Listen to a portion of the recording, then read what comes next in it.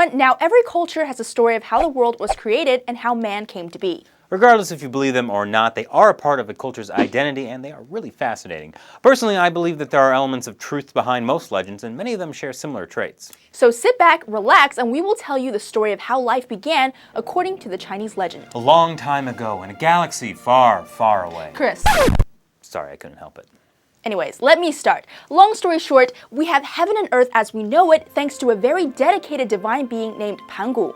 And we owe the existence of human beings to another divine being named Nuwa, a beautiful being with a half-snake body. But we will get to her later. Legend has it that a long, long time ago, the heaven and the earth were one. The entire universe was contained in an egg-shaped cloud. Yes, and everything in this egg swirled chaotically. Deep within the swirling matter was Pangu, a huge giant who grew in the chaos. For 18,000 years, he developed and slept in the egg. Finally, one day, he awoke and stretched, and the egg broke to release the matter of the universe. The lighter and pure elements drifted upwards to make the sky and the heavens, and the heavier impure elements settled down to make the earth. In this new world, Pangu was worried that chaos might again be created if heaven and earth mixed once more, so he decided to use his own body to hold them apart. Very selfless indeed.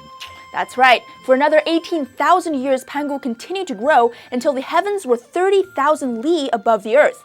You can say that his sole mission in life was to keep the heavens and the earth from meshing with each other. But as you can imagine, holding the heavens and earths apart 24 hours a day can get pretty tiring, even for a divine being. So Pangu died shortly after he was satisfied with the job he did. Talk about sacrificing yourself for a good cause. Say that again. But his life and strength were not all he contributed to the world. When Pangu died, his last breath turned into clouds. His voice became the thunder, his left eye became the moon, and his right eye became the sun. His hair and beard became the stars in the sky. His body formed the four directions as well as the mountains. His blood became rivers, his veins became roads, his muscles became crop fields, and his teeth and bones became minerals and metals. His skin became the grass and the trees, and his sweat became rain. Thus, the universe was created and life on the young earth began. It was a place of beauty and peace. Spirits from other planes, both good and bad ones, started to enter it. One of the spirits who descended from heaven was Nuwa, a powerful female spirit with a half-snake body. Don't be alarmed by the half-snake body, kids. Nuwa was beautiful and kind, and we ought to thank her for our good looks. Yes, Nuwa wandered on Earth, but soon she grew lonely, so she thought, why not make myself some company? She took some yellow mud from a nearby river and made a little mud figure who resembled herself. But instead of a snake body, she gave him legs. And to think we could have almost had snake bodies. Anyways, she breathed life in the little tiny mud figure. Nuwa took two small stones from the river and put them on the little man's face, which became his eyes. The stones were watery, and that's why people have tears. Kind of unfortunate. But as soon as he could see, he tried to run to see things, even though he wasn't complete. So Nuwa pulled him by the side of his head, pinching it accidentally. This resulted in ears on each side of his head. You guys remember when or if your parents pull your ears when you don't behave? Many say that this is because Nuwa did it too. Yes, but Nuwa did it to create ears, and parents seemed to yank the ears to pull them off. Yeah. Anyways, later in the evening, Nuwa created a woman to accompany the first man. That's why it was said that a man should be courageous like the sun, and a woman should be gracious like the moon. Right, because the man was created at day and the woman at night.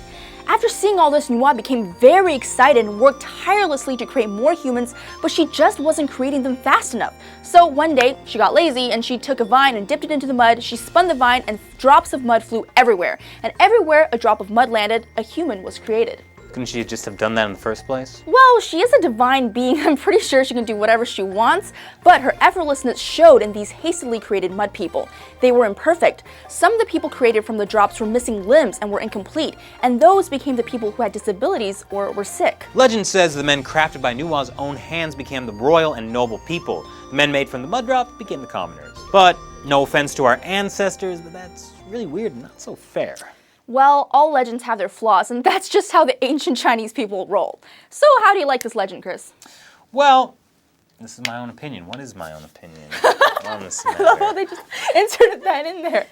Well, I do think it's interesting that so many stories about the creation of man have it that men were created in the image of divine beings. I mean, I personally love Chinese legends, and there are so many of them. Also, honestly, we should have a holiday to celebrate Pangu. I mean, the man did die so that we have a place to live. Well, we did commemorate him with a phrase, kind of like a 4-character 成语. What?